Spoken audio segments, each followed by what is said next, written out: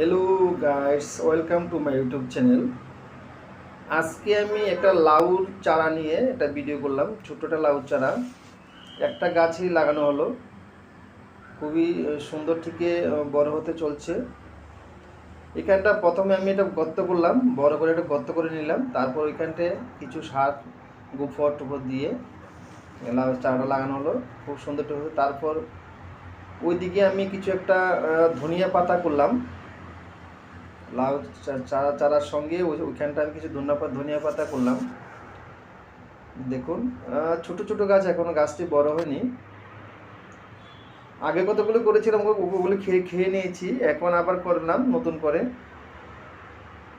এখানেও সেম আমি এখানটা তো গর্ত করিনি, কিছুটা মাটিতে আমি লাগানো হলো। এখানটা বেশিরভাগে ছাগলের পটি, গোবর আর মাটি, কিছু বালু দিয়ে লাগানো হলো।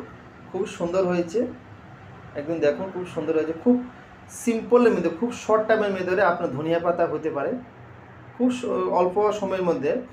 পাতা প্রথমে ধনিয়াগুলো বাজার থেকে কিনে নিয়ে এসে ওটাকে আগের দিন জলে ভিজিয়ে রাখতে হবে, কম সময় একদিন। তারপরের দিন ওটাকে বের করে কিছু শিকড় আসবে, অঙ্কুর আসবে, ওটাকে লাগাই দিলে হয়ে যাবে। Thank you my video watching.